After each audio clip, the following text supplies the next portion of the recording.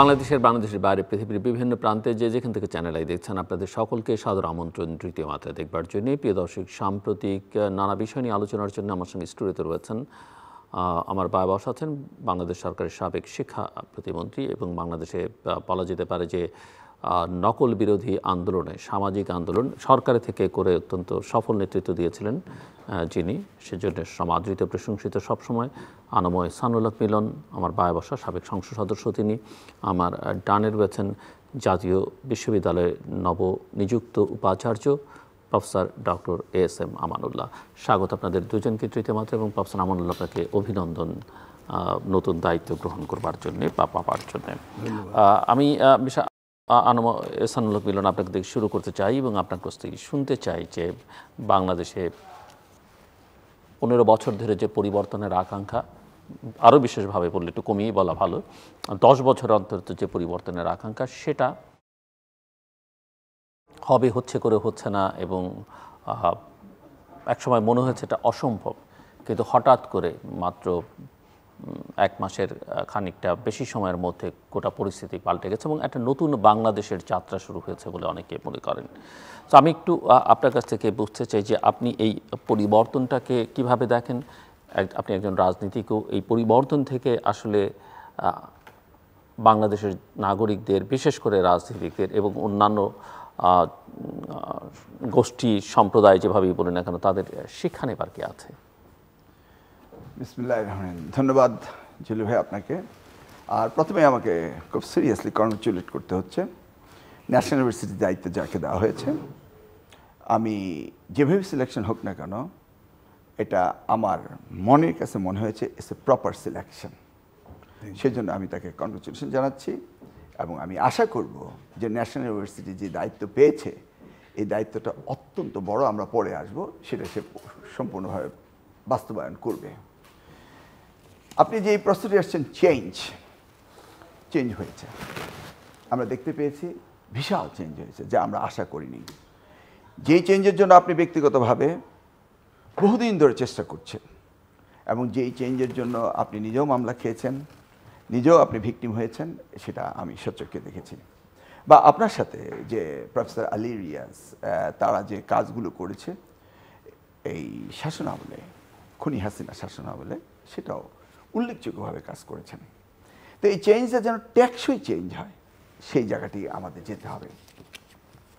দেখুন, এই ছাত্র যারা জনতা গণ অভ্যুত্থান করে যে আন্দোলনের মধ্য দিয়ে, এই আত্মহত্যের মধ্য দিয়ে আমরা এই দ্বিতীয় বিপ্লব, দ্বিতীয় মুক্তিযুদ্ধ করে এই দেশটাকে আমরা দ্বিতীয়বারের মতো স্বাধীন করেছি, সেই জায়গাটিতে যারা আত্মহত্যা দিয়েছেন তাদের রুহের মাগফিরাত কামনা করছি। যারা অসুস্থ রয়েছে তাদের সুস্থতা কামনা করছি, এবং সেই সাথে এই আন্দোলনে যেন টেকসই হয় সেই জন্য ব্যবস্থা নিতে হবে এই কেয়ারটেকার গভর্নমেন্টকে। আমরা খুব খুশি হয়েছি যে প্রফেসর ডক্টর ইউনূস সাহেব এই দায়িত্ব নিয়েছেন। যে দায়িত্বটি নেওয়ার জন্য এর আগেও বাংলাদেশের জনগণ চেয়েছিল, তিনি নেননি, বিলম্ব হলেও তিনি নিয়েছেন। সেই জন্য আবারও ওনার প্রতি আমাদের কৃতজ্ঞতা বোধ রইল। দেখুন, কেয়ারটেকার গভর্নমেন্ট 3 টাইপের হতে পারে। 1, সেটা হচ্ছে short term; 2, mid term; 3, long term. আমরা এই 3টির যে দেখেছি, সেটার মধ্যে আমরা দেখেছি শর্ট টার্ম, যেটা কেয়ারটেকার কনসেপ্টে ছিল, ত্রয়োদশ সংশোধনীতে বাতিল করা হয়। সেই ত্রয়োদশ সংশোধনীর মধ্য দিয়ে গণতন্ত্রকে কবর দেওয়া হয়েছিল এবং তার কফিনের শেষ পেরেকটি মেরে বাংলাদেশকে আজকে একটি ডিক্টেটরশিপের রাজত্ব বা রাষ্ট্র থেকে রাজ্যে পরিণত করেছিল। অর্থাৎ এটি ছিল শেখ মুজিবুর রহমানের পরিবারের রাজ্য। সেই কনসেপ্টে তারা চলে গিয়েছিল। 111-এর সময় আমরা কিন্তু শর্ট টার্ম থেকে মিড টার্ম আমরা দেখেছি, এবং সেটাকে আমি বলতে পারি যে তারা পর্যায়ক্রমে লং টার্মে গিয়েছিল। শর্ট টার্ম 3 মাস থেকে 6 মাস, 1 বছর, পরবর্তীতে 2 বছর গিয়েছিল। এই 2 বছর গিয়েও কিন্তু তারা ফেইলিউর হয়েছিল। সেই মূল্যায়নটি আমাদের ঠিকমতো হয়েছে কিনা আমি জানি না। আজকে যারা এই মিড টার্ম বা লং টার্ম গভর্নমেন্ট, যেটা আমরা ভাবছি যে কিছুদিন থাকবে, তারা রিফর্ম আনবে এবং রিফর্ম আনতে যে প্রয়োজনটা রয়েছে সেই প্রয়োজনের কাজটা করবে। এই রিফর্ম করার জন্য যে অ্যাডভাইজারি কাউন্সিলটা হয়েছে, সেটা মোটামুটি আমরা দেখতে পাচ্ছি যা হয়েছে সকলেই ভালো হয়েছে। কিন্তু স্টেক হোল্ডার বলতে যেটা বোঝাচ্ছে, আমরা এই শব্দটি খুব পরিচিত এনজিওদের মুখে, এখনও সেই স্টেক হোল্ডার শব্দটি প্রতিদিনই আমরা শুনতে পাচ্ছি। এই জায়গায় আমার মনে হয় তাদের অ্যাডভাইজারি কাউন্সিলে যারা এই ভিকটিম হয়েছে এবং যারা প্রতিবাদ করেছিল, এই দীর্ঘদিনের প্রতিবাদ, আপনি এটাকে এই অল্প কয়েকদিনের মধ্যে আমরা স্বাধীনতা পেলেও এই যে মানুষের পুঞ্জীভূত ব্যথা হৃদয়ে জমতে জমতে যে রক্ত তিলক হয়েছিল, সেই রক্ত তিলক যারা জমিয়েছিলেন এবং এর জন্য যারা প্রতিবাদ করেছিলেন, তাদের সকলের সমষ্টিগত চিন্তা চেতনার ফল হিসাবে এই অ্যাডভাইজারি কাউন্সিলটা হওয়া উচিত ছিল বলে আমি বিশ্বাস করি। সেই জায়গাটায় কিছুটা হলেও দুর্বলতা রয়েছে, থাকুক দুর্বলতা, সেটা নিয়ে কিছু আসা যায় না। কিন্তু বিষয়টি হলো যে সরকার পরিচালনা করার যে দায়িত্ব নিয়ে কাজ করবে, সেটার মধ্যে আমরা প্রত্যেকটি ক্ষেত্রে বিলম্বিত দেখছি। ধরুন এই পর্যন্ত যেই সমস্ত জায়গাগুলোতে এখনও সরকারের আমলারা রয়েছেন, তারা এখনও বিগত সরকারের গুণকীর্তনে গাইছেন। আপনি দেখুন, আমি একটা কথা বলতে পারি সুস্পষ্টভাবে, দেখেন 2010 সালে কচুয়ার যে এসিল্যান্ড ছিল, সেই এসিল্যান্ড সত্য কথা বলার কারণে তাকে মহিউদ্দিন খান আলমগীরের ছাত্রলীগের নেতারা তার পিটিয়ে রক্তাক্ত করেছে কচুয়া এসিল্যান্ডের বাসভবনে গিয়ে এবং তার পিতার সামনে। এমন একটি ভিকটিম লোককে, 24-এর আপনার মুস্তাফিজুর রহমান তার নাম, এমন একটি লোককে তাদের ডিসি ফিট লিস্টেও আনেনি। এবং আমি জানি যে এরকম অনেক রয়েছে যারা ভিকটিম হয়েছে। এরা ছাত্রদল করতো কি করতো না সেটা আমার বিষয় নয়। আমি দেখেছি রেবেকা খান বা শান্তা যারা শামসুন্নাহর হলে ছিল, যারা রাজনীতি করেছে এবং যোগ্যতার মাপকাঠিতে তারা প্রশাসনিক কর্মকর্তা হয়েছে। এই ধরনের তারা গত এই 17টি বছর সিনিয়র অ্যাসিস্ট্যান্ট সেক্রেটারি হিসেবে ছিল। আজকে যখন পোস্টিংগুলি হচ্ছে আমরা দেখছি না তাদের নাম আছে। ঠিক তেমনিভাবে আমরা দেখছি পুলিশের কর্মকর্তা যারা গত এই 17টি বছর তারা নিষ্পেষিত হয়েছে, তাদেরকে আমরা দেখতে পাচ্ছি না। এবং তাদের ব্যাপারে যদি কোনো অনুরোধ করা হয়, এখন দেখছি নিউট্রালিটি মেনটেন করা হচ্ছে। আপনি করেন শহীদুল্লাহ চৌধুরী চাঁদপুরের এসপি ছিল, আমাকে মেরে ফেলার পরিকল্পনা করেছিল ডক্টর মহিউদ্দিন খান আলমগীর। শহীদুল্লাহ চৌধুরী এসপি সাহেব এটার বিরুদ্ধাচরণ করেছিলেন। এই বিরুদ্ধাচরণ করার কারণে সেই সময় তদানীন্তন স্বরাষ্ট্রমন্ত্রী তাকে রংপুরে পাঠিয়ে দিল ট্রেনিং সেন্টারে, এবং সেখান থেকে তার রিটায়ারমেন্টে যেতে হলো। এইভাবে আমি দেখেছি যে আমাদের পুলিশ অফিসার যারা কষ্ট পেয়েছেন, ভিকটিম হয়েছেন, তাদেরকে আজকে কোনো জায়গায় উল্লেখযোগ্য জায়গায় দেওয়া হচ্ছে না।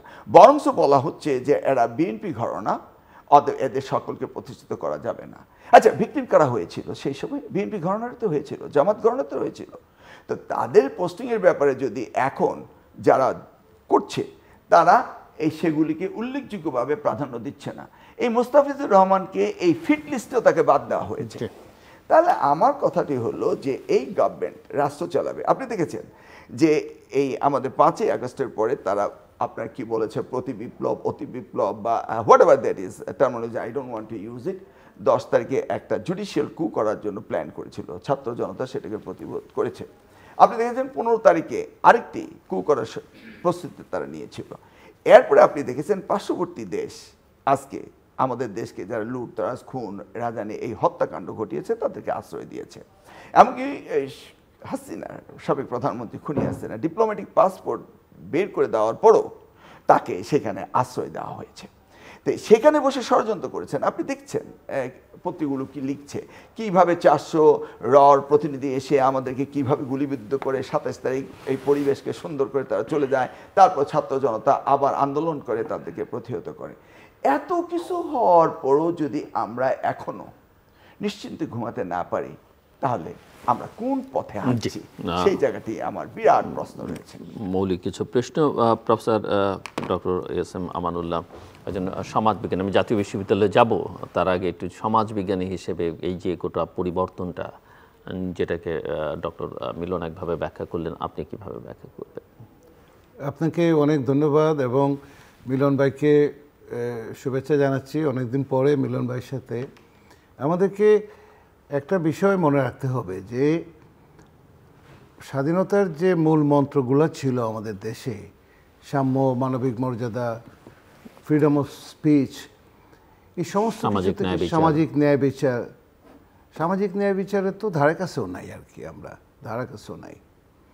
এবং এই জায়গাগুলো থেকে গত 52-53 বছরে আমরা অনেক দূরে সরে এসেছি এবং বিশেষত গত 15-16 বছরে এই সেক্টরগুলা এত বেশি দূরে চলে এসেছিলাম আমরা যে এটাকে ঠিক করতে গিয়ে বা এই জায়গাটাতে আবার একটা মিনিমাম জাস্টিসের জায়গাতে ফিরতে গিয়ে একটা প্রতিষ্ঠানের দায়িত্ব নেওয়ার পরে আমি প্রায় গড়ে 17-18 ঘন্টা কাজ করছি এখন, এবং প্রায় অসুস্থ হওয়ার পথে আমার একটা ধারণা জন্মিয়েছে যে যে জায়গাটাতে আমরা গিয়েছি এই গত 15-16 বছরে, এই জায়গাটা থেকে বের হতে আমাদের অনেক সময় লাগবে। কেন সময় লাগবে? কারণ এটা পলিটিসাইজেশনটা, পলিটিক্স তো একটা প্রসেস, পলিটিক্স তো একটা প্রসেসের মাধ্যমে চলে। আপনার পলিটিক্যাল সায়েন্সের ভাই আছেন, পলিটিক্যাল সায়েন্সের লোক, পলিটিক্যাল সায়েন্সের একটা প্রসেসের ভিতরে চলে, একটা সিস্টেমের ভিতরে চলে। কিন্তু বাংলাদেশের পলিটিক্সটা এই সিস্টেমের বাহিরে চলে যাওয়ার ফলে প্রতিষ্ঠানগুলোতে এমন ধরনের পলিটিসাইজেশন হয়েছে যে এটার এক্সটেন্ট বা এটার যে আপনার যে এটা সীমা, এটা অচিন্তনীয় ব্যাপার। আপনারা যা ভাবছেন তার থেকে অনেক অনেক গুণ বেশি। মানে বলা হয় শিক্ষা জাতির মেরুদণ্ড, কিন্তু এই মেরুদণ্ডটি কীভাবে ভেঙে দেওয়া হয়েছে এবং আমরা কোন জায়গাটাতে এখন এই মুহূর্তে অবস্থান করছি, সেটা এতদিন টেবিলের ওই পাশে বসে অনেক কথা বলতে পারতাম, এখন টেবিলের এই পাশে এসে হয়তো একটু আস্তে ধীরে বলতে হবে, একটু এক্ষুনি সব কথা মানে বললে পরে মানুষের মননে এক ধরনের মিনিমাম শ্রদ্ধাবোধ যেটা আছে একটা শিক্ষিত মিডল ক্লাসের প্রতি, সেটাও কিন্তু নষ্ট হয়ে যাবে। এই রকম একটা অবস্থার ভিতরে যেখানে আপনার গুড গভর্নেন্স তো দূরের কথা, গভর্নেন্সই নাই। আপনি তো আগে গভর্নেন্স থাকতে হবে, তারপরে তো আপনি গুড গভর্নেন্সের কথা চিন্তা করবেন।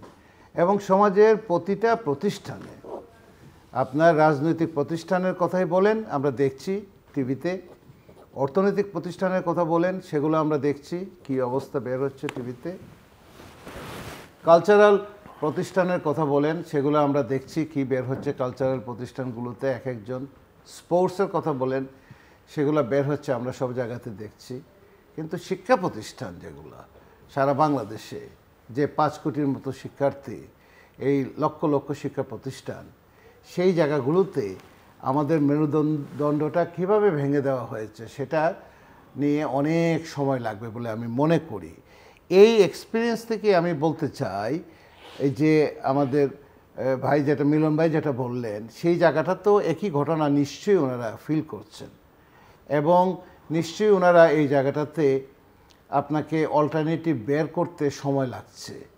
এক, দ্বিতীয় কথা হলো যে পুরা সিস্টেমটা এমনভাবে কলাপস করে গিয়েছে। আমি এমন একজনকেও পেয়েছি, কোথায় পেয়েছি আমি সেটা বলবো না, যে সেই ভদ্রলোক তার 43 জন আত্মীয়কে এনে চাকরি দিয়েছেন।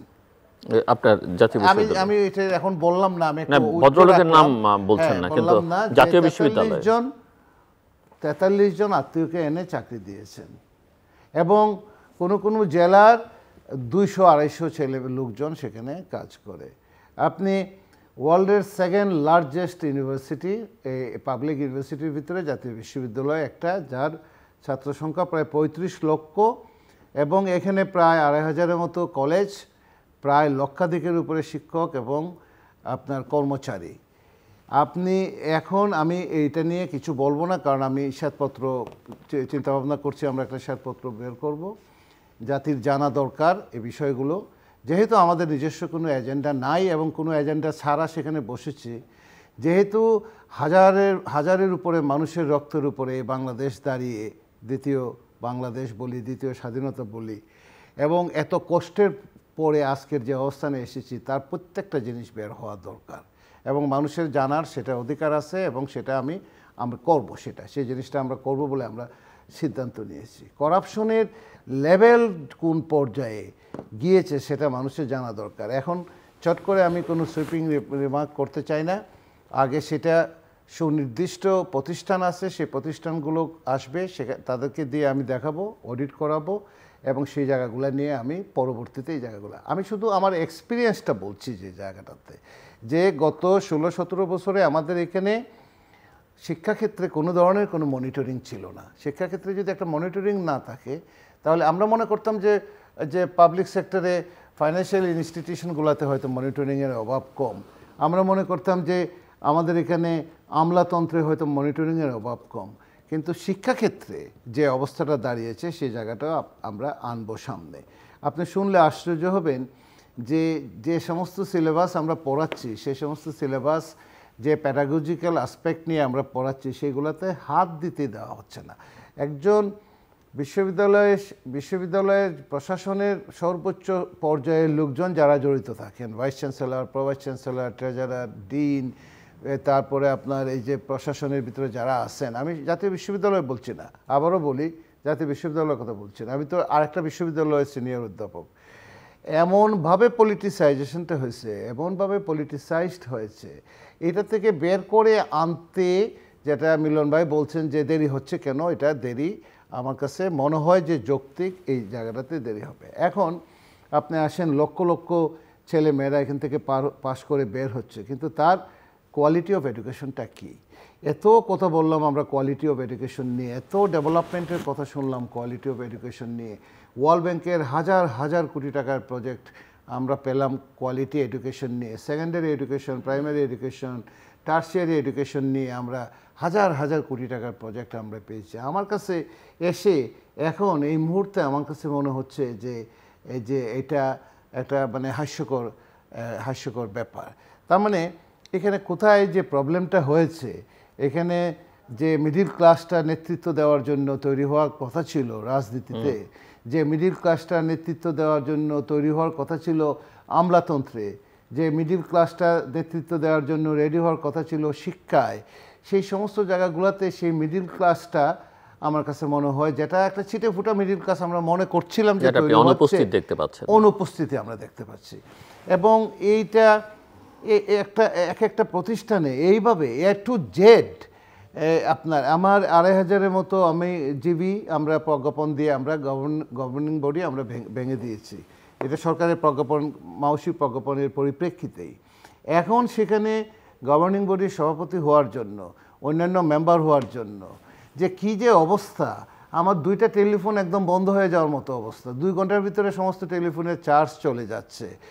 তার মানে এখানে যে কি পরিমাণ মধু এবং কি পরিমাণ কামড়াকামড়ি, এবং কারা হতে চান, কেন হতে চান, এবং এর আগে কি হয়েছে, এটা সর্বনাশের ব্যাপার। সো আপনি কতটা কনফিডেন্ট যে আমি কনফিডেন্ট যে মোকাবেলা করে আমি একটা জিনিস কনফিডেন্ট, যেহেতু আমার নিজের ব্যক্তিগত কোনো এজেন্ডা নাই, নাম্বার 1, আমার কোনো চাকরি দেওয়ার কোনো কিছু নাই সেখানে কাউকে, আমার যেহেতু সেখান থেকে আমার পার্সেন্টেজ খাওয়ার ব্যাপারে, আমি 1000 মৃত্যুর রক্তের উপরে দাঁড়িয়ে পার্সেন্টেজ খাওয়ার আমার না খেলেও আমার চলবে, যেহেতু আমার নিজস্ব এই সমস্ত এজেন্ডাগুলো আমার নাই, আমার ধারণা একটু সময় পেলে আমরা সেই জায়গাটাতে আমরা কারেকশনের চেষ্টা করতে পারি। তবে যে অবস্থা, এটাকে ওভারনাইট কিছু করে ফেলা বা আপনি চট করে তো একটা সিস্টেমের ভিতরে কাউকে সরিয়েও দেওয়া যায় না, সরানো যায় কিন্তু তাকে তো একদম বেরও করে দেওয়া যায় না। একদম বের করে দিতে গেলে তো একটা সময়ও লাগে, যে আপনার একটা প্রক্রিয়ার মাধ্যমে যেতে হবে। এই জায়গাটাতে আমি কনফিডেন্ট যে যদি একটু সময় পাওয়া যায় এই জায়গাগুলোতে আমরা ধরতে পারবো। তবে আমি ব্যক্তিগতভাবে মনে করি যে আমি এই জায়গাটাতে বাংলাদেশে বেশিরভাগ শিক্ষা প্রতিষ্ঠানেই, বড় বড় শিক্ষা প্রতিষ্ঠানগুলোতে এইরকম অবস্থা আমি খবর নিয়ে দেখেছি। যদি একজন কান্ডারি যদি একটু মোটামুটি এথিক্যালি সাউন্ড হন, তাহলে এই জিনিসটাকে ম্যানেজ করা সম্ভব, হয়তো একটু সময় লাগবে, কিন্তু এবং সরকারের উচ্চ পর্যায়ে যারা আছেন তাদের সাথে আমি ইতিমধ্যেই দেখা সাক্ষাৎ করেছি, আউট অফ ফ্রাস্ট্রেশন বলেন, দেখা সাক্ষাৎ করেছি। ওনারা যে পরিমাণ সাজেশন দিয়েছেন, সেই সাজেশনের পরিপ্রেক্ষিতে আমার একটা সাহস জন্মেছে যে এইগুলা সব বের করা হবে এবং এটাকে একটা নিয়ন্ত্রণের ভিতরে এনে এই 35 লক্ষ শিক্ষার্থীর জীবন আমরা সেভ করতে পারবো এবং এটাকে একটা ভালো জায়গায় নিতে পারবো। মিস্টার ইহসানুল হক মিলন, আপনি শুনছিলেন এবং একটা বিশ্ববিদ্যালয়ের মানে সবচেয়ে বড় বিশ্ববিদ্যালয়টির চিত্রটা আমরা দেখছিলাম। সাবেক শিক্ষা প্রতিমন্ত্রী হিসেবে আপনি কি মনে করেন যে আওয়ামী আমলে বাংলাদেশের শিক্ষা ব্যবস্থা আসলে কি ছিল এবং যে জায়গায় এসে দাঁড় করিয়েছে? এটা তো একটা চিত্র, খণ্ডচিত্র। সামগ্রিক চিত্রটা অনেকেই মনে করেন যে নৈরাশ্যজনক এবং একেবারে ধ্বংসের দ্বার প্রান্তে এনে দাঁড় করিয়েছে। কারণটা কি বলে মনে হয় সেটাও আমি আপনার কাছ থেকে শুনতে চাই। খুব সুন্দর কোশ্চেন। আমি ভিসি সাহেবের যে বক্তব্য শুনলাম, উনি মাত্র ওখানে যোগদান করেছেন। This is the second largest national university in the world, more than 32,000 lakhs students. 35 lakhs. 35 lakh students. Nearly 2,500 colleges, including the government colleges, nearly 279 government colleges. এইটাই হচ্ছে বাংলাদেশের এডুকেশনের প্রাণকেন্দ্র। যে জেনারেশন জিকে আপনার উদ্বুদ্ধ করে এই দেশকে দ্বিতীয়বারের মতো মুক্তিযুদ্ধ করে স্বাধীন করেছেন, এই জেনারেশন জিকে আগামী প্রজন্মে বা আলফা জেনারেশন যেটা আসছে সেইটারই নাবিক, ক্যাপ্টেইন অফ দ্য শিপ হচ্ছে আজকের এই ভিসি, দ্য লার্জেস্ট এবং লার্জ পোর্শনটাই আমাদের দেশে ডিল করছে। সেই জায়গায় যদি আপনি আমার সময় থেকে আসেন, দ্য লেটেস্ট 2006-এ আমরা যাওয়ার আগে আমরা কৌশলপত্র করেছিলাম, 1400 কোটি টাকার একটা প্রজেক্ট করেছিলাম যে 2026 পর্যন্ত ন্যাশনাল ইউনিভার্সিটি কিভাবে চলবে। সেই যে কৌশলপত্র ইন ডিটেলস আমি যাচ্ছি না, সেইটার ভিতরেই যে প্রজেকশন আমরা করেছিলাম সেই জায়গায় বিন্দু মাত্র আজকে ঢাকা ন্যাশনাল ইউনিভার্সিটি নেই। আমি অত্যন্ত আশাবাদী, যেহেতু ইংল্যান্ডে পিএইচডি করেছে, সেখানে ক্যামব্রিজ সিস্টেম হোক, অ্যাডেক্সেলি হোক, তারপরে আমেরিকাতেও সে শিক্ষকতা করেছে, হি আন্ডারস্ট্যান্ড দ্য সিস্টেম। এখন পিএইচডি উনি করেছেন পাবলিক হেলথে বা আমি করেছি education, that doesn't matter, he is a researcher, so he knows how to handle this thing. সেই জায়গায় আমাদের শিক্ষা ব্যবস্থাকে, স্পেশালি ন্যাশনাল ইউনিভার্সিটি হচ্ছে আমাদের the centre of the education. এইখান থেকে আমাদের বেরিয়ে আসতে হবে। কী কর যেটা বললেন পিসি সাহেব, যে আমাদের এই large cross section of the পিপলসের আশা আকাঙ্ক্ষার প্রতিফলন এই ন্যাশনাল ইউনিভার্সিটি থেকে বেরিয়ে আসতে হবে। এটাকে অ্যাডমিনিস্ট্রেট করা, এটাকে মনিটরিং করা is not a joke matter. এবং এইখানে যেইভাবে করাপশন ঢুকেছে, উনি যে শ্বেতপত্রের কথা বললেন, এটা যদি প্রপারলি উনি এটাকে সুপারভাইজ করে এই জিনিসটাকে যদি পাবলিকলি এনে দেন, তাহলে আপনি দেখেন এখানে লুণ্ঠন, অপরাজনীতি, অপসংস্কৃতি এবং এই যে একটা গত 17 বছর ধরে যে এই পিতা কন্যার যে ইতিহাস, সেই সিলেবাস কারিকুলাম হতে শুরু করে যেইভাবে হয়েছে, সেটাকে সেখান থেকে বেরিয়ে আসতে হবে। তাহলে এটাকে যেভাবে পলিটিক্যালাইজড করা হয়েছে, যেমন বিএনপির সময়ে এই বিশাল ইউনিভার্সিটিতে প্রথমত 1992-তে বেগম খালেদা জিয়া দেশনেত্রী, তিনি এই কনসেপ্টটাকে অ্যাডাপ্ট করেছিলেন, যে প্রাইভেট ইউনিভার্সিটি অ্যাক্ট এবং ন্যাশনাল ইউনিভার্সিটি অ্যাক্ট করেছিলেন, যে সেশন জট হতে শুরু করে সারা বাংলাদেশের কলেজগুলোকে মনিটরিং করা। সেই সময় ঢাকা বিশ্ববিদ্যালয়, রাজশাহী বিশ্ববিদ্যালয় আন্ডারে ছিল কিছু কিছু কলেজগুলো। ঢাকা বিশ্ববিদ্যালয় ইটসেলফ, যেমন আমরা কিউএস রেটিংয়ে ঢাকা বিশ্ববিদ্যালয়কে পাচ্ছেন, তার কারণটা কি? তাদের স্টুডেন্ট বলতে সারা বাংলাদেশের স্টুডেন্ট তখন বোঝাতো, এবং তাদের স্টুডেন্টের রেজাল্ট সব কিছু মিলিয়ে কিউএস রেটিংয়ে আমরা আসতাম না। যদি এই ন্যাশনাল ইউনিভার্সিটি আনার পরে কিন্তু আমরা কিউএস রেটিংয়ে এগিয়েছিলাম। আবারও 7টি কলেজকে তারা নিয়ে গিয়েছে। কেন নিয়ে গেছে আমি জানি না। ঢাকা বিশ্ববিদ্যালয় ইটসেলফ তারা 96 ডিপার্টমেন্ট করে। উনি ইংল্যান্ডে ছিলেন, ইংল্যান্ডে লেখাপড়া করেছে, ক্যামব্রিজের আগে অস্ট্রেলিয়াতে ছিলেন। ইনস্টিটিউশন থাকে কি ঢাকা ইউনিভার্সিটির সব ডিপার্টমেন্ট আর এই শিক্ষকদের চাকরি দিয়ে নীল দল বানানো, পলিটিক্যালাইজড করানো, আমি মানে চিন্তা করা যায় না কিভাবে শিক্ষা ব্যবস্থাকে ধ্বংস করেছে। সেখানে কি পারতো না ইনস্টিটিউশন বানাতে? এগুলো তো পারতো, কিন্তু এই ঢাকা বিশ্ববিদ্যালয়কে ধ্বংস করে শিক্ষাকে ধ্বংস করেছে। ঠিক at the same token national ইউনিভার্সিটিকে করেছে। ধরুন বিএনপি সময়ে ন্যাশনাল ইউনিভার্সিটিতে নিয়ারলি 1200 লোকের চাকরি হয়েছিল। আওয়ামী লীগ গভর্নমেন্ট আসার পরে এক চিঠিতে 1200 লোকের চাকরিচ্যুত করা হয়েছে। এটা কি কোনোদিন হয়? ইউনিভার্সিটির ভিসি তিনি তার প্রোটোকল ডেকোরাম মেনটেন করে পত্রিকা অ্যাডভার্টাইজমেন্ট দিয়ে সরকারের নিয়ম বিধিমালা নিয়ে চাকরিটা দিয়েছে। পরবর্তী সময়ে আওয়ামী লীগের সময়ে এই চাকরিজীবীরা তারা হাইকোর্টে গিয়েছিলেন এবং একটা রায় পেয়েছিলেন সকলকে রিইনস্টেট করা। কিন্তু দেখা গেল কি সেই রিইনস্টেটের বদলে 900 নিয়ারলি 900 বা 800 something 900 plus 900 he can give the exact figure. Justice Manik এবং এই যে কে ওকে রাউন্ড ফিগার আমি বলছি, 900 কে চাকরি দিল না, বাকি নিয়ারলি 300 জনকে চাকরি দিল। Under what? কিভাবে চাকরি দিল? এইভাবে করেছে। এখন মনে করেন এই 900 এসে ওনার কাছে দাঁড়াবে প্রত্যেকদিন দাঁড়িয়ে আছে। এই দেখছেন তো, he is facing the music. কারণ এরা বৈষম্য হয়েছে, এদের চাকরিচ্যুত করা হয়েছে। আবার এই যে 900 জনকে উনি নিয়ে নেবেন, সেটাও আবার আদালতের দ্বারস্থ হতে হচ্ছে এবং 1000 কোটি টাকা লাগবে। 1000 কোটি টাকা লাগবে। আবার তাদেরকে উপযুক্ত প্রমোশন দেওয়া, জায়গা মতো সেট করা, এদিকে তাদের ওভার এমপ্লয়েড করে ফেলেছে সেই জায়গাটি। আবার এই 900 জনের মধ্যে অনেকেই আবার ওই আওয়ামী ঘরানার হয়ে তারা বিভিন্ন জায়গায় ইনভলভ হয়ে এই সরকারকে বেশি দিন রাখার জন্য এই যে মনিগুলি, এই যে এগুলিকে তাকে স্ক্রুটাইজ করতে হবে। It's a big job. Beside that he has to run his university. সেখানে তার কারিকুলামের ব্যাপারে কাজ করতে হবে, সিলেবাসের ব্যাপারে কাজ করতে হবে, মনিটরিংয়ের ব্যাপারে কাজ করতে হবে। It's a vast.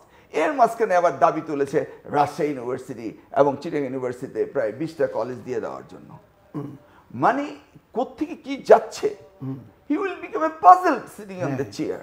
এবং চিঠি ইস্যু হয়ে গেছে রাজশাহী এবং চিটাগাংয়ে ওইটা যাওয়ার জন্য, এখনো ফাইনাল হয় নাই, বাট তারা চাচ্ছে আর কি। ইউ সি নাও কি অবস্থা এখন। He is a academician plus he administrate the university. Owner focal পয়েন্টে থাকবে যে আমি এই বাংলাদেশের এই নেক্সট জেনারেশনকে সুশিক্ষিত বানানোর জন্য আমার কি ধরনের সিলেবাসের দরকার, কী কারিকুলামের দরকার। এখন মনে করেন প্রত্যেকটা কলেজে এই কিছু কিছু আনপ্রোডাক্টিভ সাবজেক্ট আছে, যেগুলি আমি সাবজেক্টের নামই নয় বললাম, এগুলি শুধু আপনাকে সার্টিফিকেট দেয়, কিন্তু এগুলি কর্মবিমুখ শিক্ষা ব্যবস্থা রয়েছে। সেগুলিকে যদি সে আবার কাট ডাউন করতে থাকে আমাদের ভিসি সাহেবে, তখন দেখা যাবে শিক্ষকরা আবার আনএমপ্লয়মেন্ট হয়ে যাবে। ওরে বাবা রে বাবা, এ কি বিরাট ব্যাপার সে পড়েছে। কিন্তু আমরা তো আশা করব যে যেটা মানব সম্পদ তৈরি করে, যেটাকে কর্মজীবী শিক্ষা দেয় এবং এই প্রোডাক্টিভ জায়গায় ওনাকে যেতে হবে। তো এই restructuring of national university is very important. এখানে শুধু আমাদের সোশ্যাল সায়েন্সকে নিয়ে বা সায়েন্সের কতগুলি সাবজেক্টকে নিয়েই এগুলো চলবে না। সেই জায়গাতেই আমাদের দেশ mainly depends on now remittance. এখন সেই জায়গায় কর্মমুখী কারিগরি শিক্ষা সব মিলিয়ে এই ইউনিভার্সিটিকে চালাতে হবে। এখন বিগত সময়ে আমরা যেই জায়গাটা এনে গিয়েছিলাম, যেমন প্রাইভেট ইউনিভার্সিটি অ্যাক্ট হলো, ন্যাশনাল ইউনিভার্সিটি অ্যাক্ট হলো, তারপরে ন্যাশনাল ইউনিভার্সিটি আস্তে আস্তে রিস্ট্রাকচার করা হলো। যে প্রজেক্ট আমরা দিয়ে আসছিলাম সেই প্রজেক্টটাকেও তারা সমূলে ক্যান্সেল করে দিয়ে এটা হয়ে গেছিল তাদের একটা রুটি রোজগারি, রাজনীতি করা, কন্ট্রাক্টারি করা, চাকরি দেওয়া। এই যে একটা প্রবলেম উনি বললেন, সভাপতি নিয়োগ করা। আপনি যদি আমি জানি আপনি সব ক্ষেত্রেই এগুলি খোঁজখবর রাখেন।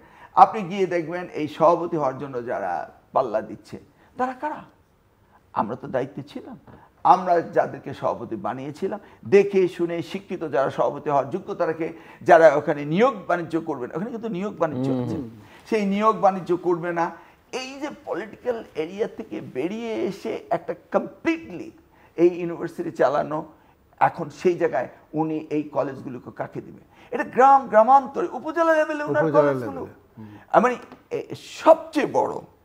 যদি আপনি মনে করেন এটাকে যদি পলিটিক্যাল ইনস্টিটিউট বানিয়ে বলি যে উনি পলিটিক্যাল ইনস্টিটিউটের একটা president, oh my god, 35 lakh young generation and teacher কত লক্ষ? টিচার লক্ষাধিক টিচার। ইউ সি, এই জায়গাটাই ওরা ক্যাশ করেছিল পলিটিক্যালি। সেইখান থেকে পলিটিক্সের বাইরে, আউট অফ দ্য বক্স চলে আসতে হবে, সবাইকে নিয়ে আসছিল। সেই জায়গাটিতে অ্যাড্রেস করা ইজ মহা বিশাল কঠিন কাজ। প্রফেসর আমানুল্লাহ, শিক্ষকদেরকে প্ল্যান কি আপনার? শিক্ষকদেরকে আপনার এই যে অনেক জায়গাতে আপনি দেখবেন শিক্ষকদেরকে নামিয়ে দেওয়া হচ্ছে বা বিভিন্ন এখন তো ওই যে ধরেন পদত্যাগ, যেটা নিয়ে শিক্ষা উপদেষ্টা বলেছেন হেনস্থা করা, একদম বাঙালি অনেক ভালো, পরিমাণ অনেক কম। আমি হিসাব করে দেখলাম আমার যে প্রতিষ্ঠান যতগুলো আছে সেই তুলনায় 1% প্রতিষ্ঠানে এরকম হয় নাই। একদম যেগুলো হয়েছে এগুলো সব টার্গেটেড এবং সেখানে সুনির্দিষ্ট কারণ ছিল। আমি খোঁজখবর নিয়েছি এর ভিতরে, কিন্তু আপনার 98% প্রতিষ্ঠানে এই ধরনের কোনো বিষয় কিন্তু হয় নাই। এখন আমাদের প্ল্যান হলো, এমপ্লয়মেন্টের ভিতরে একটা বিরাট করাপশন ছিল। যত ধরনের এমপ্লয়মেন্ট হয়েছে সবগুলো এমপ্লয়মেন্টে এক ধরনের করাপশন, অ্যাপারেন্টলি একটা পারসেপশন আছে, তো করাপশনের একটা পারসেপশন আছে। তো আমি তো একদম কিছু কিছু ফাইল দেখলাম, কিন্তু পুরাটা তো দেখবে যে সংশ্লিষ্ট প্রতিষ্ঠান। করাপশনের একটা জায়গাতে হলো এমপ্লয়মেন্ট, একটা বিশাল ধরনের আপনার করাপশন ছিল। সেই জায়গাটা থেকে আমি বের হয়ে আমরা বলছি যে জিরো টলারেন্স। আমরা কোনো ধরনের এমপ্লয়মেন্টে কোনো ধরনের যদি আমরা সেখানে কোনো সংশ্লিষ্টতা কারো পাই, আমরা সঙ্গে সঙ্গে অ্যাকশনে যাব। এটা হলো আমাদের একটা প্ল্যান। কিছু না, জাতীয় বিশ্ববিদ্যালয়ে যদি আমি শুধু গুড গভর্নেন্সটা একটু ফিরিয়ে আনতে পারি, 30%, 40% যদি ফিরিয়ে আনতে পারি, তাহলে এই জাতি কিন্তু অনেক, আমরা বলবো না যে 80%, 90%, 100%, it is a very tough job. এটা ইট মাইট টেক মোর দেন 1 ডিকেড, কিন্তু আপনার ধরেন 30, 40, 50% যদি করতে পারি, এই জায়গাটাতে আমরা বলছি হ্যান্স ফরওয়ার্ড এমপ্লয়মেন্ট, প্রমোশন, এই জায়গাগুলোতে আমরা একদম নৈর্ব্যক্তিক দৃষ্টিভঙ্গিতে আমরা যাব। কোনো ধরনের কোনো রিকোয়েস্ট আমরা এখানে শুনবো না। হাজার হাজার ফোন আসছে সারা দেশ থেকে, কোন লেভেলের লোকজন যে ফোন করছেন আপনি শুনলে আশ্চর্য হয়ে যাবেন, যে গভর্নিং বডিতে রাখার জন্য মেম্বার হিসেবে অথবা সভাপতি হিসেবে। কারণটা তো আপনারা সবাই জানেন, কোনো কোনো কলেজের আছে বাণিজ্য, একটা কোনো জায়গাতে সৎ উদ্দেশ্য, আবার কোনো জায়গাতে বাণিজ্য। কোনো কলেজের শত কোটি টাকার সম্পত্তি, কোনো কলেজের শত কোটি টাকার ফিক্সড ডিপোজিট আছে, বিভিন্ন ব্যাপার স্যাপার। আমি এখন আর মুখ খুলে সব কিছু বলতে পারছি না, আগে তো বলতে পারতাম, এই যে মানে টেবিলের ওই পাশে বসে শক্ত করে। তবে আমরা এগুলাকে চেক করব। কারিকুলামটা এক জিনিস, সিলেবাস আরেক জিনিস। কারিকুলামটাতে হাত দিব আমরা। কারিকুলামটাতে 90 দশকের পরে খুব ভালো করে হাত দেওয়া হয় নাই। কারিকুলামটাতে আমরা হাত দিব। কারিকুলামের হাত দেওয়ার পরে কারিকুলামের উপরে ভিত্তি করে আমরা সিলেবাসটাকে আবার একটু চেঞ্জ করা যায় কিনা, বিশেষত হায়ার লেভেলে। আমি তো প্রাইমারি সেকেন্ডারি লেভেলে বলছি না, সেটা ওনারা দেখবেন, কিন্তু উচ্চশিক্ষা লেভেলের ওই জায়গাটাতে সিলেবাসে কী হাত দেওয়া যায়। এবং এটা করতে গিয়ে ইন্ডাস্ট্রি লিঙ্কেজটা আপনি দেখবেন যে জাতীয় বিশ্ববিদ্যালয়ে আমরা যখন পাবলিক সার্ভিস কমিশনের ভাইভাতে বসি, তখন জাতীয় বিশ্ববিদ্যালয়ের 100 জনের স্টুডেন্টের ভিতরে, পরীক্ষার্থীর ভিতরে একজন পায় জাতীয় বিশ্ববিদ্যালয়। আমি যদি এটাকে 1% থেকে অ্যাটলিস্ট 10% আনতে পারি, তাহলে আমি বুঝবো যে জাতীয় বিশ্ববিদ্যালয়ে একটু 10% ডেভেলপমেন্টটা হলো। আমি ছেলে মেয়েদের সাথে কথা বলছি, চমৎকার ছেলে মেয়ে এবং ভালো আইডিয়া তাদের, এবং চমৎকার সুন্দর বলে, এবং তাদের বুদ্ধিও খুব ভালো আছে, কিন্তু কমিউনিকেশন স্কিলটা এত খারাপ তাদের। আচ্ছা, ক্লাস করে না, যেহেতু ক্লাস হয় না, অনার্স মাস্টার্স কলেজ স্কুলে বসে আছে যত্রতত্র, কিন্তু ক্লাস নাই, ক্লাস ছাড়াই পরীক্ষা দিচ্ছে। তো অ্যাটেন্ডেন্সের ব্যাপারটা তো একটা ম্যান্ডেটরি ব্যাপার। এই জায়গাগুলোতে আমরা হাত দিচ্ছি এবং এই জায়গাগুলোতে আমরা কারেকশন করে নিয়ে আসবো। ইন্ডাস্ট্রি লিঙ্কেজ বলতে কিচ্ছু নাই, যে আমার এই ছেলেটা পাস করার পরে কোন ইন্ডাস্ট্রিতে যাবে, কাদের সাথে যাবে। রিসার্চ একদম জিরো, যেগুলো আছে সব এগুলো ইনস্টিগেটেড এবং সবগুলো টার্গেটেড রিসার্চ।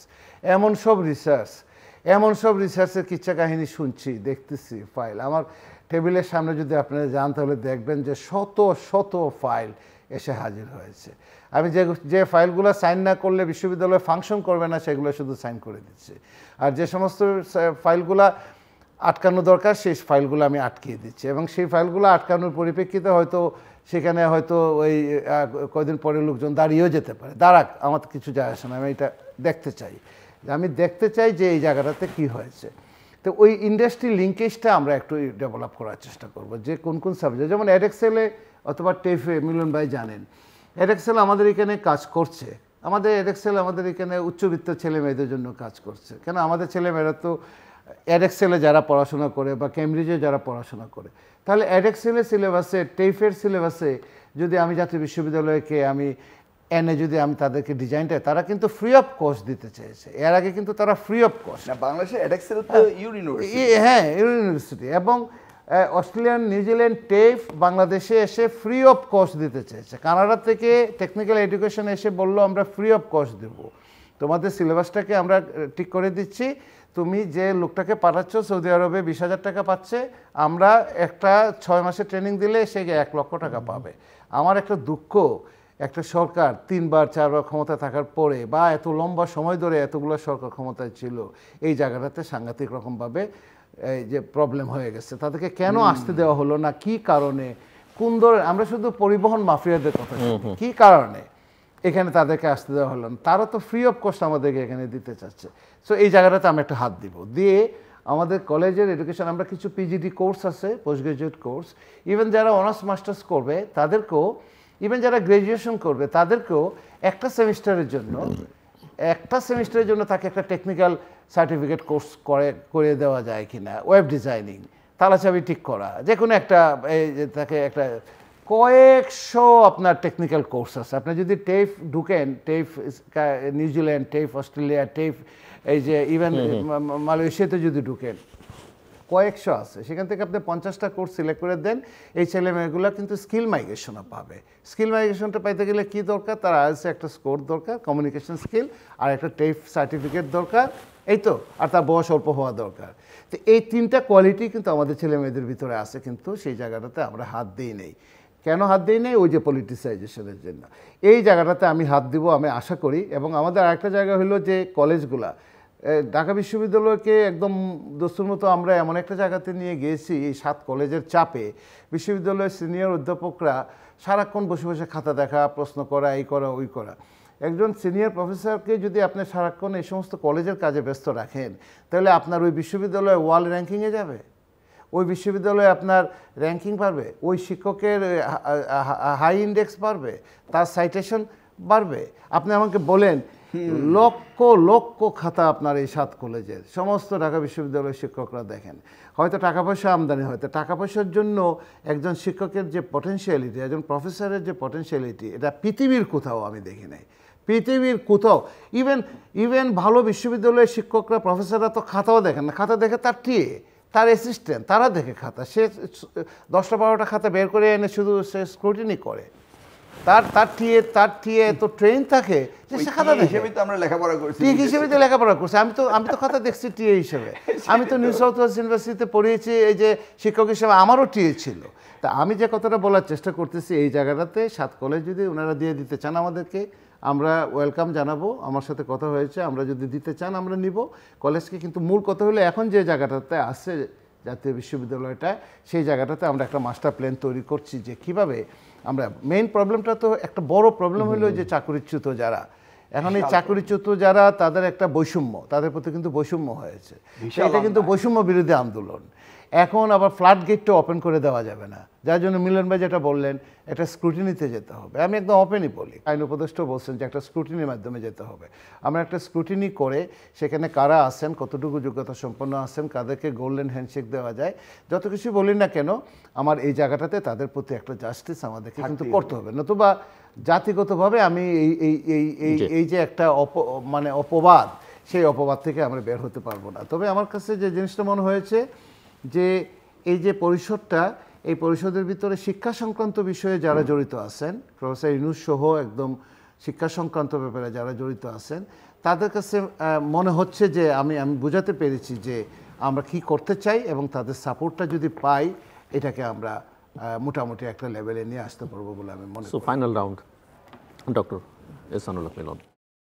জি, আমি যদি বিশ্ববিদ্যালয় সম্পর্কে থাকি, ধরুন আমি জাস্ট মানে ক্লোজিং রিমার্কস হিসেবে সামগ্রিকভাবে, একটা তো হচ্ছে জাতীয় বিশ্ববিদ্যালয়, আরেকটা হচ্ছে উচ্চ শিক্ষা, কিন্তু সামগ্রিকভাবে বাংলাদেশের শিক্ষা ব্যবস্থা আসলে কোন কোন জায়গায় নজর দেওয়া দরকার, কী দরকার?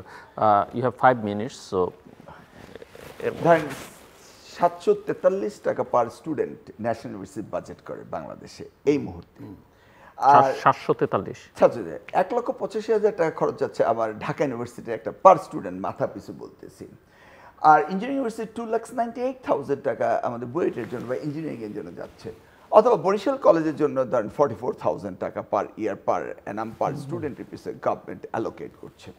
তো এই যে টাকাগুলো আমরা খরচ করছি, এটাকে ওয়ার্থি হতে হবে।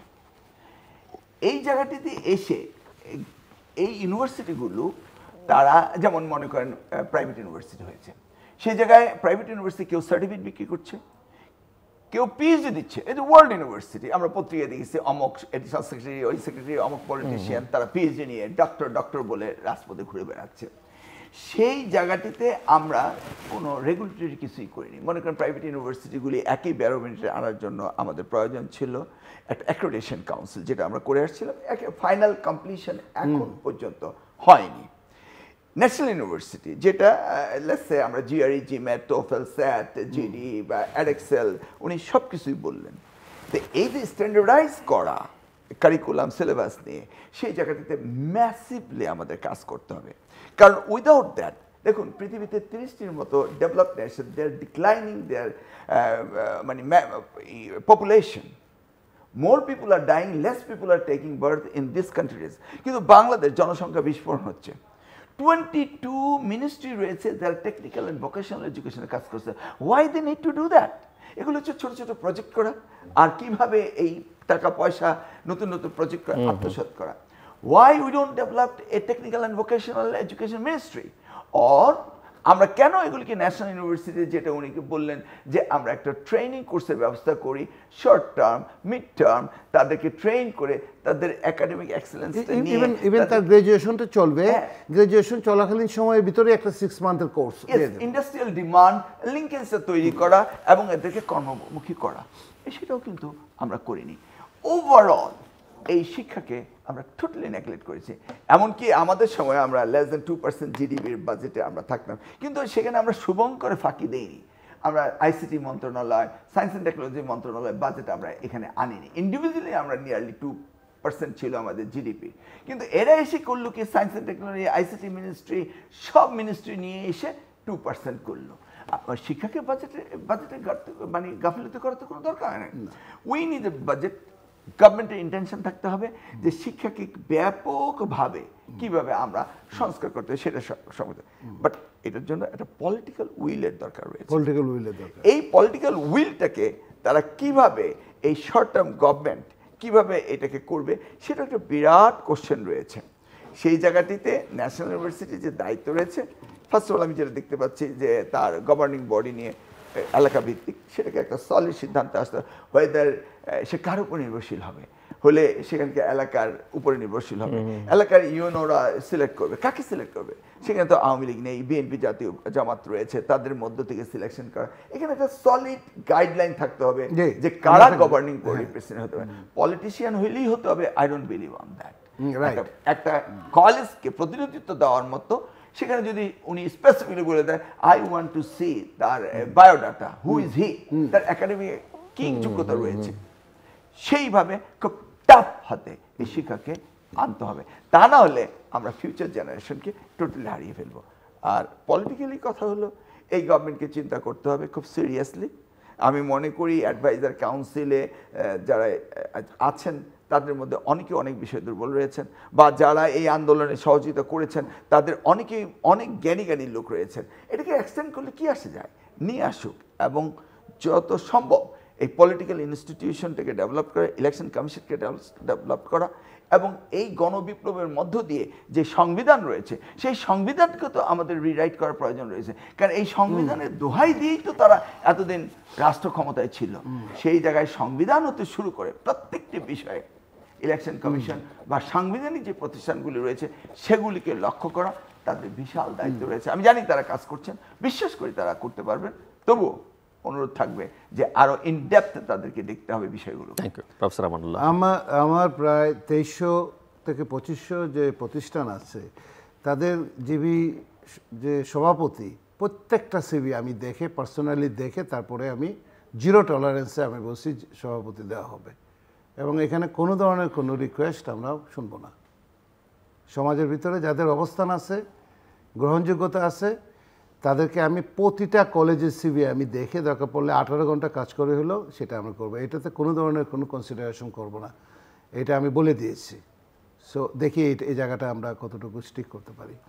আমার প্রতিষ্ঠান আছে, আমার ভালো শিক্ষকও আছেন, স্টুডেন্টরাও ভালো, কিন্তু পলিটিক্যাল অ্যাফিলিয়েশনে এটাকে এমনভাবে শেষ করে দিয়েছে।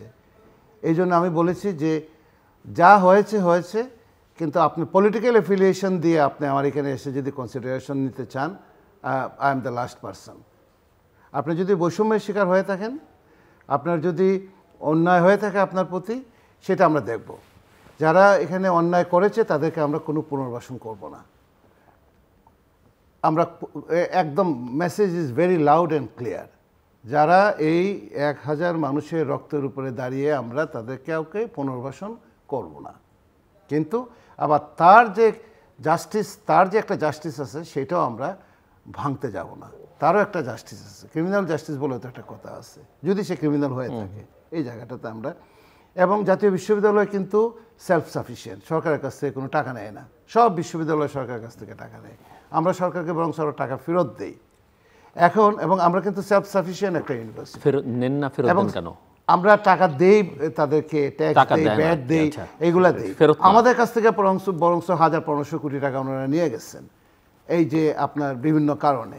আমরা এই জায়গাগুলো থেকে, যেহেতু আমরা নিজেরা সেলফ সাফিসিয়েন্ট, আমাদের কারো মুখাপেক্ষী হয়ে থাকার কোনো দরকার পড়ে না, সেই জন্য আমরা আমাদের প্ল্যান অফ অ্যাকশন যেটা আগাচ্ছি সেটা স্ট্রিক্টলি আমরা ফলো করবই করবো, যেহেতু আমাদের কারো কাছে গিয়ে জি হুজুর করার কোনো দরকার পড়ে না। আরেকটা হলো কোয়ালিটি এডুকেশন। জাতীয় বিশ্ববিদ্যালয়ের ডিগ্রি দেখলে মানুষ হাসাহাসি করে, সেই হাসাহাসি থেকে বের করে আনার জন্য কোয়ালিটি এডুকেশন এবং মনিটরিং, এই দুইটা জিনিস আমরা বাড়াচ্ছি। আমাদের আঞ্চলিক কেন্দ্র যেগুলো ছিল তার থেকে আরও বেশি করব আমরা, 10-12টা লার্নিং সেন্টার বাড়াচ্ছি আমরা। লার্নিং সেন্টার করে সেগুলোতে যোগ্য লোক যারা আছে তাদেরকে আমরা বসাবো। রিসোর্স আছে, প্রচুর প্রচুর গাড়ি ঘোড়া আছে, এই সেই ইত্যাদি ইত্যাদি আছে, রিসোর্স আছে। কিন্তু যে কোনো কারণেই হোক, পলিটিক্সটার কারণে সর্বত্র পলিটিক্স, মানে মানে দুইটা মানুষ একত্রিত হলে সারাক্ষণ পলিটিক্স নিয়ে কথা বলে, কে কার লোক, কে এইরকম ডেঞ্জারাস সিচুয়েশন ইনস্টিটিউশনের ভিতরে। আমি একজন সমাজবিজ্ঞানী, কিন্তু আমার ধারণাই ছিল না যে এটা এইরকম হতে পারে। অথচ নামি দামি শিক্ষকরা কিন্তু বিশ্ববিদ্যালয়ের ভাইস চ্যান্সেলর ছিলেন, কিন্তু হয়তো একটু সহজ সরলও ছিলেন, হয়তো অনেকে হয়তো সহজ সরলও ছিলেন। আমি যেহেতু একজন গবেষক মানুষ, আমরা এই জায়গাটাতে চেষ্টা করব। এবং আমি মনে করি বাংলাদেশের প্রত্যেকটা বিশ্ববিদ্যালয়ের ভাইস চ্যান্সেলর যারা দিচ্ছেন বা শুনছি আমরা যাদেরকে, তারা যদি আগামী 1-2 বছর কাজ করতে পারেন, তাহলে পরবর্তী যে রাজনৈতিক সরকার আসবে তাদের জন্য পথটা অনেকটাই পরিষ্কার হয়ে যাবে। তবে আমরা চ্যালেঞ্জ নিচ্ছি, আমরা মাঠ ছেড়ে দেব না, কারণ এই ছেলে মেয়েদের জন্য আজকে এতগুলা ছেলে মেয়েদের রক্তের উপরে দাঁড়িয়ে আজকের বাংলাদেশ, আমরা এই জায়গাটাতে কোনো স্যাক্রিফাইস করব না, আমাদের কোনো নিজস্ব এজেন্ডা নাই। ডক্টর মিলন আর কিছু যোগ করবেন ছোট্ট করে? না, আমি মনে করি এই সরকারকে আরও কঠিন হতে হবে, এবং তারা তাদের এই সময়ের ভিতরে পলিটিক্যাল ইনস্টিটিউশন, গভর্নমেন্ট ইনস্টিটিউশন প্রত্যেকটাকে তারা এমনভাবে বিল্ড করবে। ধরুন আমরা কেয়ারটেকার গভর্নমেন্টের জন্য দাবি করছি না, আমরা কেয়ারটেকার গভর্নমেন্ট সেই কনসেপ্টে ফেরত আসে। কিন্তু আমি মনে করি এই গভর্নমেন্ট যদি প্রত্যেকটা ইনস্টিটিউশনকে ঠিক করে ফেলে, একটা পলিসি যদি রেডি করে যায়, একটা পলিটিক্যাল সলিউশন, একটা পলিটিক্যাল কনসেনসাস বা রাজনৈতিক বন্দোবস্তের ভিতরে যদি আসেন, অনেকগুলো স্ট্র্যাটেজি তৈরি করে, পলিসি তৈরি করে কিভাবে হবে, একটা পলিটিক্যাল সেটেলমেন্টে যদি আসতে পারেন এই সরকার, এটা একটা বড় অর্জন হবে। অর্থাৎ প্রত্যেকটা ইনস্টিটিউশনকে একদম প্রপারলি তৈরি করতে হবে, তাহলেই দেশটা সুন্দর চলবে। সেই জায়গাটায় গাইডলাইনটা যদি অন্ততপক্ষে দিয়ে যেতে পারে, গাইডলাইনটা, রাজনৈতিক সরকার সেটা পরবর্তীতে হয়তো অনেক কিছু বাস্তবায়ন করবেন। মানে ইনস্টিটিউশনগুলি ঠিক থাকলে there will be no change। একটু সময় লাগবে, সময় দিতে হবে। সময় তো দেওয়া হয়েছেই, তা তো করছেনই, তাই না? জি দর্শক, অনুষ্ঠানের শেষ প্রান্তে আমরা সামাজিক যোগাযোগ মাধ্যম ফেসবুক, এক্স এবং ইউটিউবে তৃতীয় মাত্রা লাইভ স্ট্রিম হচ্ছে, আপনারা দেখতে পারেন। টেলিভিশনের পর্দায় দেখতে না পারলে যে কোনো সময় যে কোনো স্থান থেকে ইউটিউবে তৃতীয় মাত্রা চ্যানেলটি সাবস্ক্রাইব করি পর্ব বা পুরোনো পর্বগুলো আপনারা দেখতে পারেন। Professor doctor S M Amanullah এবং ডক্টর আনম এহসানুল হক মিলন, অসংখ্য ধন্যবাদ এই আলোচনা অংশ নেবার জন্য। দর্শক, আমার অতিথিরা আলোচনা করছিলেন শিক্ষা নিয়ে এবং রাজনীতি নিয়ে। সকল জায়গায় গুড গভর্নেন্সের অভাব এবং তার প্রয়োজনীয়তার কথা ওনারা দুজনে উল্লেখ করেছেন। জাতীয় বিশ্ববিদ্যালয়ের নতুন উপাচার্য এখানে আছেন, তিনি বলছিলেন যে শিক্ষা খাতে কোনো মনিটরিং ছিল না, যেটা খুব প্রয়োজন। জাতীয় বিশ্ববিদ্যালয়ের চিত্র নিয়ে তারা একটা হোয়াইট পেপার প্রকাশ করবার কথা চিন্তা করছেন, যেটা আসলে এই শ্বেতপত্র বাংলাদেশের গোটা শিক্ষা ব্যবস্থা নিয়ে করা প্রয়োজন বলে অনেকে মনে করেন। এবং ন্যাশনাল ইউনিভার্সিটির কথা বলতে গিয়ে সাবেক শিক্ষা প্রতিমন্ত্রী মিস্টার মিলন বলছিলেন যে রিকনস্ট্রাকশন অফ ন্যাশনাল ইউনিভার্সিটি এটা খুব জরুরি। এই আলোচনার মধ্যে রাজনীতির কথাটা আলোচনা এসছে এবং সেটা দিয়ে আমরা শুরু করেছিলাম, এবং যেখানে একটা পলিটিক্যাল সেটেলমেন্ট দরকার এবং যে পরিবর্তনটা হয়েছে সেটা যেন টেকসই হয়, এই কথা দুজনেই বলছিলেন। এবং এই যে শিক্ষাক্ষেত্রে এবং রাজনীতির ক্ষেত্রে যেটা দরকার সেটা হচ্ছে একটা পলিটিক্যাল উইল। সেই উইলটা আছে কি নেই সেটা দেখতে হবে, দেখবার জন্য আমাদের আরও খানিকটা সময় অপেক্ষা করতে হবে। তবে আমূল আসলে বাংলাদেশকে পাল্টে দিতে হবে, এর খোল নলচে পাল্টাতে হবে, এবং সেজন্যই ওই যে পরিবর্তন টেকসই হয়, পলিটিক্যাল সেটেলমেন্ট যেগুলোর কথা ওনারা বলছেন, এই কথা বলতে বলতে ওনারাই বলছিলেন, যেটা ডক্টর এহসানুল হক মিলন বলছিলেন এবং প্রফেসর এস এম আমানুল্লাহ সমর্থন করছিলেন যে আমাদের কনস্টিটিউশনের মধ্যে, সংবিধানের মধ্যে হাত দিতে হবে এবং দরকার হলে সেটাকে রিরাইট করতে হবে, এবং অবশ্যই সেটা একটা পলিটিক্যাল সেটেলমেন্টের মধ্য দিয়ে সবাইকে আস্থায় নিয়ে সেই কাজটা করতে হবে। এবং এর কোনো বিকল্প হয়তো বাংলাদেশের সামনে এই মুহূর্তে নেই। আমাদের সঙ্গে থাকবার জন্য অসংখ্য ধন্যবাদ, আপনাদের সবার জন্য শুভকামনা।